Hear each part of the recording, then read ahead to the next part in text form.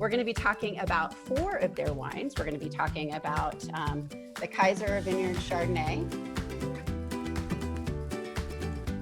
the Doyle family Chardonnay, a Reserve Riesling, and Lemberger.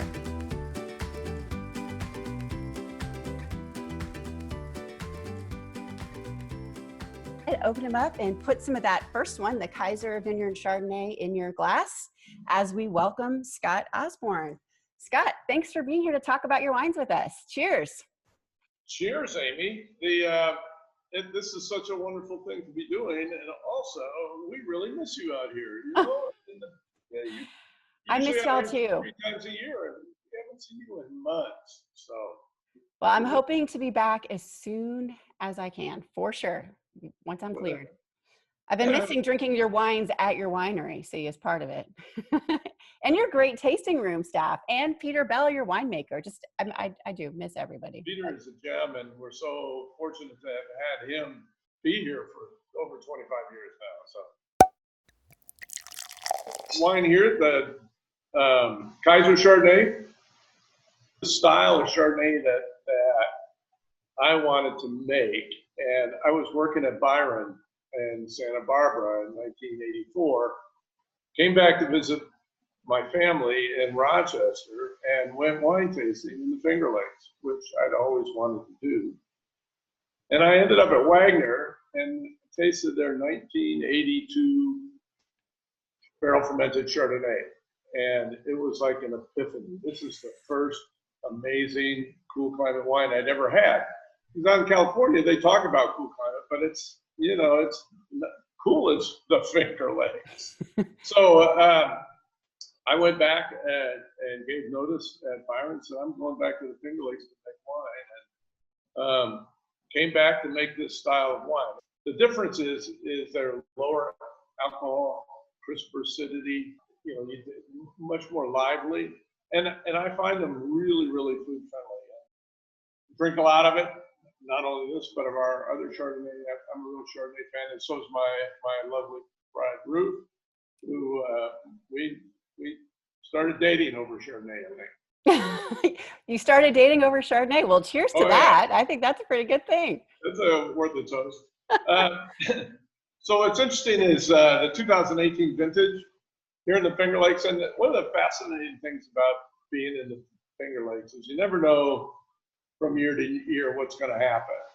And 2018 was really one of the more challenging and interesting years. It started out at spring, was wet, rainy, which is kind of typical, but it was very cloudy. And it just sort of kept that up until late July or August. And then it dried out. And all of a sudden we have this beautiful weather, and we ended up with some just amazing fruit. And this is one of the surprising things about the Finger Lakes. You know, you can start out and you can have sleepless nights in the very beginning, and then all of a sudden one day everything opens up and it's just beautiful. The grapes turned out to be beautiful in some of these wines. All right. So this spends, it's barrel fermented and aged in oak barrels for about 10 months. For how many months? 10. 10 months. 10 months, okay. Oh, I do love the acid on your wines. It's not cutting. I mean, sometimes when you tell people a higher acid wine, they might think that it's all acid, and your wines are not all acid. I mean, there's gorgeous fruit, but the acid just gives it such beautiful structure, and it makes your salivary gland, makes your mouth water, and makes you want to have some more wine to drink. That's what, that mouth watering is so important, because saliva is the first thing that starts to break down food. And when you can produce more saliva, your wines tend to go better with food. And searching for that balance between the acids and sugars, or the lack of sugar, you try to get that balance right, so that you get that deliciousness, refreshing, and that salvation. I know that's the wrong word, but your saliva glands just going crazy. Yeah. And we Okay, tried so very hard for that. I want to I just want to back up for a minute. You were in Santa Barbara, California, and then you went to the Finger Lakes of New York and decided to move there. Not only just move there, but like, let's go ahead and, hey honey, let's go ahead and buy some land and let's start a winery. Or was the winery already there? Were the grapes growing? Like what was happening? Well, it's I learned a couple lessons. First, you never leave a job unless you have one waiting for you. And so I got to the Finger Lakes. At that time, there were only 20 wineries in the Finger Lakes, and all of them had their winemakers. And so I couldn't get a job as a winemaker, and I started looking into sales, and then ended up getting a job in retail, and then got a wholesale job with a distributor, and then I was offered the job at Wine4Me Vineyards on Long Island to be their general manager, and I went down there for a couple of years.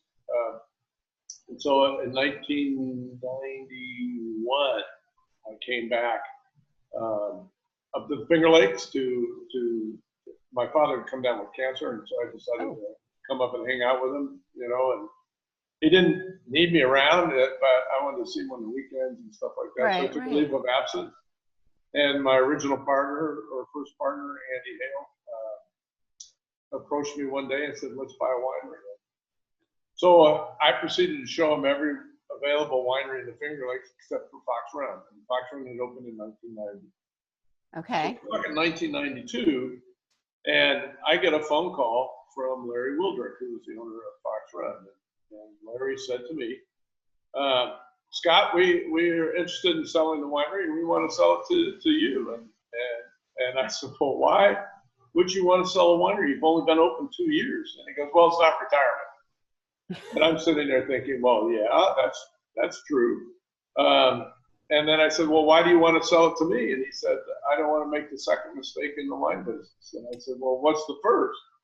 And he said, starting a winery and not knowing what you're doing, because he was a psychiatrist and his wife was a school teacher.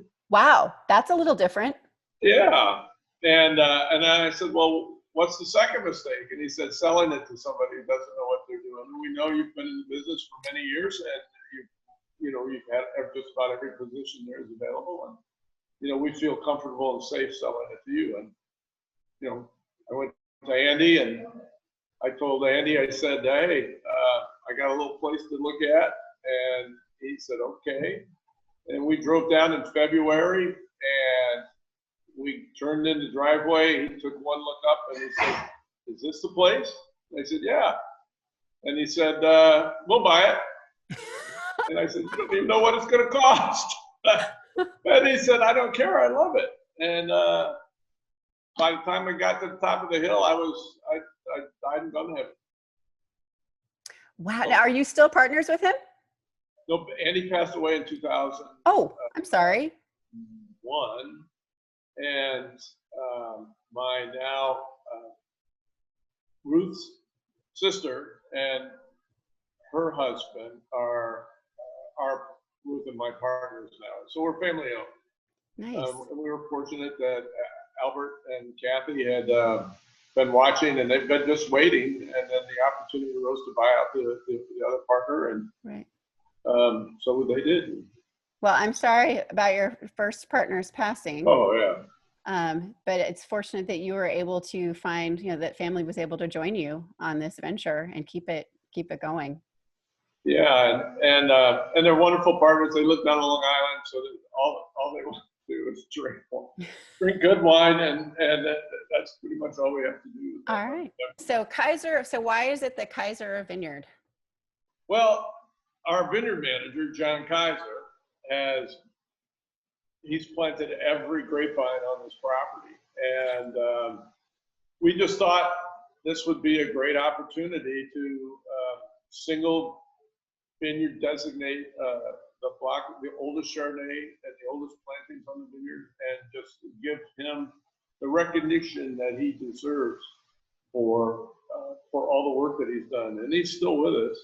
Yeah. Fortunately, he's one of he's one of those old time grape growers. He knows just about everything you ever want to know about grapes. And to have him here taking care of all of our vineyards is just, it's just a dream come true. Nice. So we decided to name it after him. I love that. I don't know. I feel like there's something about Fox Run that, aside from it being family owned, that you seem to treat the whole team like family. Like everybody is a big family, whether by blood or not.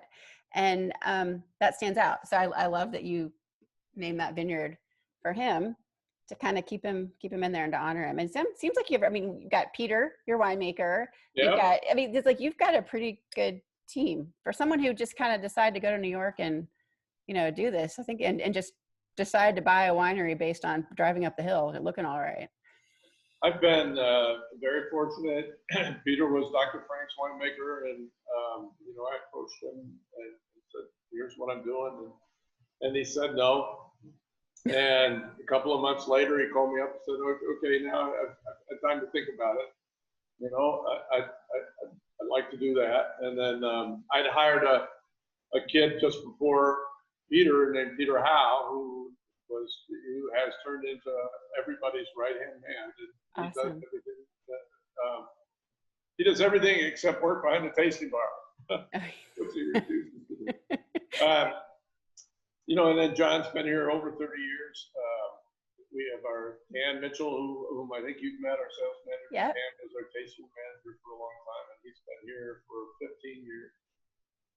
I've always believed that when you find somebody who's incredibly intelligent, very smart, usually they're smarter than I am, you hire them and you let them do what they do best and try not to interfere too much. Because as with my winemaking background, and I could go in there and make Peter and his winemaking team just crazy, but I know that I can count on them to do what I want in terms of style. Uh-huh. And then I can also, and by not interfering with them, they do come through. And then Peter and Lindsay will say they decide to do something, that's not necessarily in our portfolio. I want them out there trying stuff and trying new things. And so one of our wines, Ikehu, was Lindsay's unoaked Cabernet Franc that she tried. And it's a beautiful wine. And so, we try to encourage that with all our staff. Well, so not only with the winemaking of trying new things, you seem to be you're willing to try new things. The next Chardonnay that we're trying, the Doyle family, is screw cap. And this is not just yesterday that you decided to go screw cap. You've been talking about screw cap for a long time. And I appreciate that. And aside from the screw cap, you're also making wine in cans. It's like, you want to get your wine to people wherever they want to drink it. And I love that you're not afraid to try new things. I just think that stands out. Someone might say, oh, well, it was one of the first wineries. They've been here forever. Well, you've been there in Finger Lakes terms forever, but you're still trying new things. You're not just saying, well, we're doing it this way because we've always done it that way. You're willing to, as you said, try a different variety, try a different style, try a different closure, try cans. And I think that says a lot to your philosophy, to making wine approachable and getting people where it is. And if you really start thinking about yourself as a wine drinker, there are times when you're sort of prevented from drinking a wine when you'd like to enjoy it, like by the pool, or you go camping, and again, wine's being approachable, but I want them also to wines to be to people that have the ability to have them wherever they want. Right. And that's where the screw cap comes in. That's where the cans come in, because you can make a can of wine and have it on your boat. You can throw it in your backpack, and it doesn't weigh it down. offers a lot of more opportunities for people to consume. And my whole philosophy has always been, we want everybody drinking wine. We want that to be the beverage of choice, because we have always heard about the Europeans and how they have it with breakfast, lunch, and dinner. And well, how do you do that? Well, you have to make a broad spectrum of wines for all the different palates, and then you also have to try to figure out, how can I keep it in people's hands? And we keep trying things, and there's certain things don't work, and they go away, and we try not to talk about it. But it's just one of those things you have to keep doing to stay relevant. Got two different Chardonnays. So how is the Doyle family different from the Kaiser Vineyard? Well, the Doyle family is, it's actually, the grapes are sourced from the Doyle family, which is the oldest Chardonnay vineyard in the state of New York. When we started making our first Chardonnay, we realized that another style out there, which was unoaked and done all in stainless. And so we started making that, and it seemed to take off a lot, and we made more and more. And this is actually, it's our #1 seller. It's for years it's been written up as best buy in Chardonnay in the country, top value, top 100 in the different magazines. And we went to screw caps because we found that the on-premise restaurant trade, that makes it a lot easier for them during those peak times when it's really busy. And then if you go back and look at all the Australian research on screw caps versus cork and synthetics, it's a no-brainer. I mean, it's really it keeps the wines fresher longer, makes it easier to open and close, and you can put the top back on and put it back in the fridge. Yeah. And, assuming you didn't drink the whole bottle. Well, I was telling you, I have to confess that we did do exactly that last night. We were giving us a little test before today. Not that I, because I'd never had your wine before. Not that I'm a wine club member or anything. And but we had some last night with dinner. I was making some chicken, and I thought, and of course my husband, knowing that we had Fox Run in the house, wanted me to open some up. And yeah, it was awesome. We had each of us had a little bit, put the screw cap back on, which was very hard to do, but I knew that I had to have wine for today to enjoy with you. Yep. Popped it back in the fridge and good to go. So it was great with dinner, by the way. I mean, it's just such a great wine. I think it's great to drink by itself, but it's also great. It was great with my chicken, I have to say. It's pretty versatile, and it's interesting that, so this is 2019. 19 was a really fine year for us, and Peter's really thrilled with the wines that came out of there. He's got a couple of exceptional wines, one of those being the next wine that we're going to take. It's a nice example of what happens to individual grape varieties and individual tanks. So the last time we made a reserve Riesling was 2011. Okay. And Peter, usually it's a Sunday morning. I'm always working Sunday mornings because the phone's not ringing and it's quiet in my office. And well, Peter's also working on Sunday mornings because it's quiet and the phone isn't ringing, and he walks around and tastes the individual tanks. So that we're talking January. He's getting ready to try to figure out which tanks are going to be blended into the semi-dry Riesling and which tanks are going to go into the dry Riesling. And, he's just trying to figure all of that stuff out. And he tasted this one tank and he went, oh my God.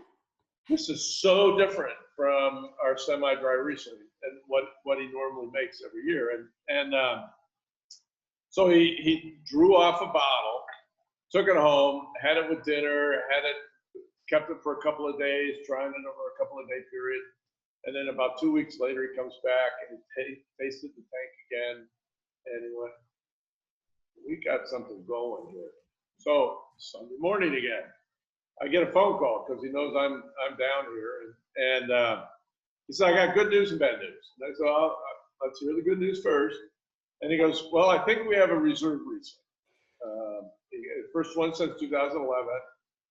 And I go, okay, what's bad news? He goes, we have 1,400 gallons of it. And I went, well, why is that bad news? And he goes, well, we can never sell it. And I go, oh no, he said if that. we go 10 years without a reserve Riesling, it doesn't matter. Because, so we bottled it up. So we have 400 cases of this. You know, it's in a semi-dry style. One of the things we've learned over the years is that semi-dry Rieslings from the good producers age incredibly long. Ruth and I just had a 2001 semi-dry just the other day. One of the last bottles we have, you know, what is that, 19-year-old wine. Is beautiful.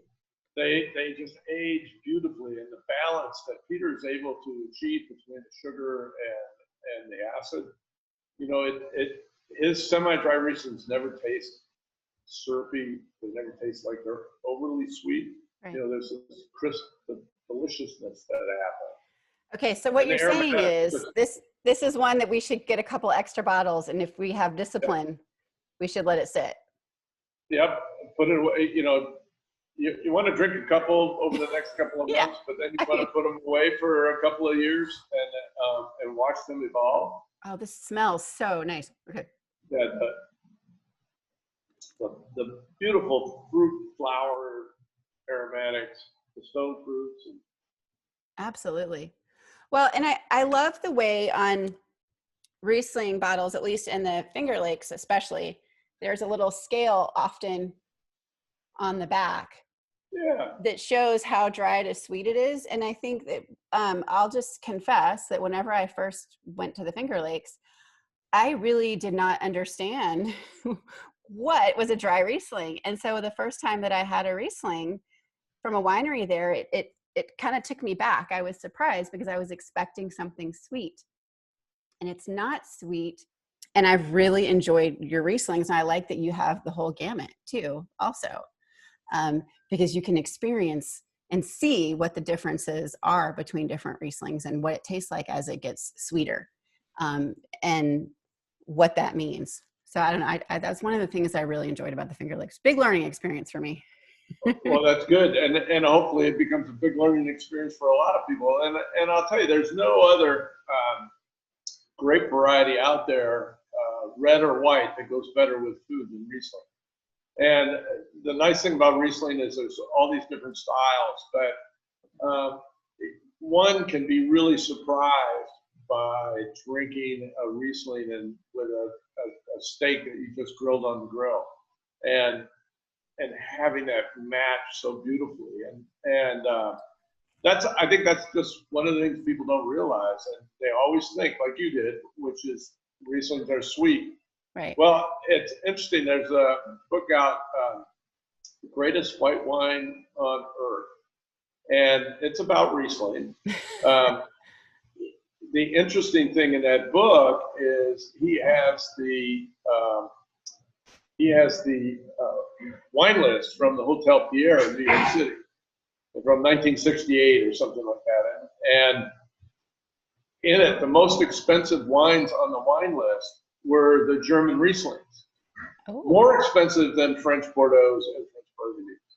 More expensive than anything from California. So there was a realization back then that the best food wines at the restaurant were Riesling. Uh-huh. In the 70s, something changed. You know, and I think it was the Litre Milk. There was this tendency for them to make these sweet, syrupy German wines, and they killed Riesling as a restaurant variety. You know, I think of Riesling to go really well with a spicy food, with Indian food. What are some other things that you enjoy eating whenever you're drinking a Riesling? Maybe this reserve Riesling or any of the other Rieslings that you have. Well, everything that you said. Plus, I've had Rieslings in this style, and I haven't had this one yet. But I've had them with steak. I've had them with lamb. I've had them with venison. They just work. It's that acidity, and it's going to go with most food. One of the things that we like to sort of advocate out here is salads.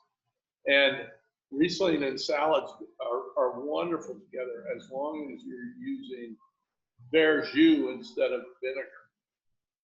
So this is something that I've learned in the last few years, and that is verjus has been used since the Romans as a pickling agent and a preservative. Okay. They harvest green grapes, or they harvest them just after veraison has happened, and they squeeze these, and you get really, really high acid juice, and that juice we call verjus, or the French call it verjus. Right. Green juice, essentially. Oh, right. It's a great Okay, right. But if you use it in terms of instead of vinegar, all of a sudden your salads become wine friendly. You know, you never drink wine through your salad course. You just never do it. It seems, you know, you take one sip and then it's boom, and then you finish your salad, and then Yes. you whatever, and you start all over again. But when you use verjus in the place of vinegar, all of a sudden you're drinking your wine right through your salad dish. And so I highly recommend, if you can find it in local grocery stores, you know, to buy this and start making your salads with that. Okay, that is a really good tip. That is huge. And I can't believe you've been holding out on me for all this time, because Sure. that will make a huge difference. Well, and just replace the vinegar, and you know, you're good to go. And you know, we all like vinegar, or balsamic vinegar. We all like that flavor, but the absence of that, or the substitution of something else that has similar characteristics. The difference being verjus is fresh, vinegar is spoiled. Right. So, I mean, vinegar is basically bad wine that you know, they've fermented differently, and so it, you know, if you can go with that freshness, all of a sudden it just opens up a whole nother area that you can consume wine with. Oh my gosh, I'm so excited. That is the pro tip right there of the day. Thank you. Loving that. All right. So I also, when I went to the Finger Lakes, had learned about Lemberger. I don't think you probably had any of that in California, did you, before you? No, I never did, and there was some grown out there, but a lot of people, older generation, didn't want to sell something that sounded like a stinky cheese. So, and there are other names for it: Blaufränkisch, Cake Francoche. Peter and I, actually, one of the extension agents here said you should plant, because we were getting into Pinot Noir, and he said you should plant some Lemberger for color, because it's a really dark grape. You could add 1 or 2% into your Pinot Noir, and it would give it much richer color. So Okay. we planted it, and in '95, and then in '97, Peter and I were invited through USAID to go to Hungary and give seminars on wine sanitation and agritourism. Well, we had a friend, our interpreter, had a friend who owned a wine shop in Budapest. And so he took us wine tasting one day, and we went to Eger, which Eger is known for Cake Francoche, and they're known for their blend, the Bull's Blood, the Hungarian Bull's Blood, which is a Merlot Cake Francoche blend. So we're tasting all these Lembergers, and Peter goes, "I can make wine like this." And so when we returned, harvest happened 2 months later, and we started making a varietal Lemberger, and I've always called it Lemberger because it's easy for Americans to pronounce. Right. You know, and if you're over 50, you know what Lemberger cheese is. If you're under 50, you have no clue. We've never had a problem. It's our #1 selling red wine. Really? Yeah. Yeah. All right, well, let's give it a taste. They like the spice that's in it. They like how full-bodied it is. You know, one of the things when I left California, I was told I'd never make a red wine again. Well, I'll never make a California red wine again, but we will make Finger Lakes Reds. And Finger Lakes Reds, again, it goes back to this lower alcohol, you know, higher acidity. lovely wines that kick off your salivary glands and go better. Yep. Yeah, no, again, it's the acidity gives it its structure instead of tannins giving it its structure is kind of what I sense from it. And it does have beautiful spice on it. And I could see eating all kinds of different foods. Again, with this, you could go from lighter foods to heavier foods. Like it's not just I like pork tenderloin and an apple salsa over it or something, you know. Pork chops and apple chops. I do this dish, pork chops, and then I cook them with onions, peppers, and either apricots or peaches. Plop them in an iron skillet, leave them there for about an hour, cook up some rice, and have it with Lemberger. It's fabulous. Okay, so Lemberger, to me, I don't know. I think it's a lighter red wine, but it still has that structure from the acid. I think it's got a little black pepper character going on in the background, and, yeah, which is pretty typical of Lemberger. Well, I think it's got similar body to a Pinot Noir, maybe a little bit lighter. I keep looking at the bottle like it's going to answer me. It's going to talk to me. This is what's going to talk to me.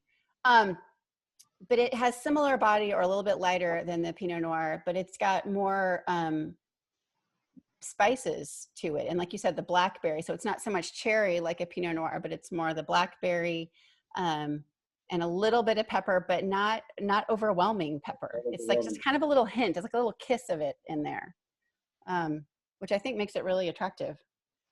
And now you've got me thinking about that pork with the peppers and the other thing about Lemberger that we found is that it ages really quite well and quite long.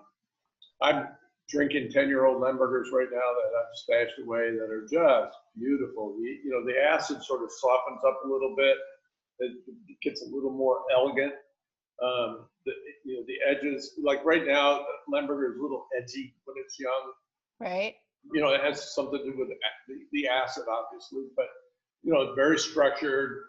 But after about 5 to 10 years, they start to round out and those edges become soft and it becomes this really elegant red wine. And, you know, a lot of us don't want to wait for a long time for it, but I highly suggest on something like Lemberger that, you know, you buy a case, you throw it away, or not throw it away, you put it in your cellar for a year and, you know, drink a bottle every 6 months to a year.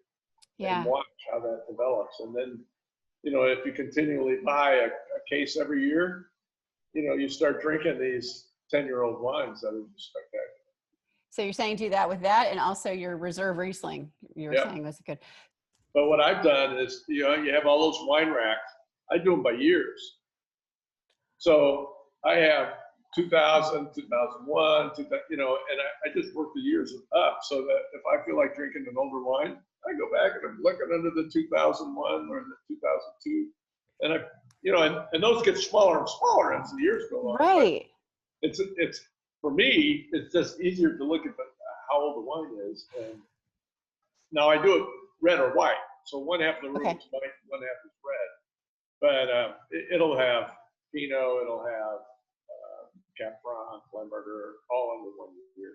And then I just, you know, you got those little white tags and it'll say Hillsborough or Fox Run. I love that idea.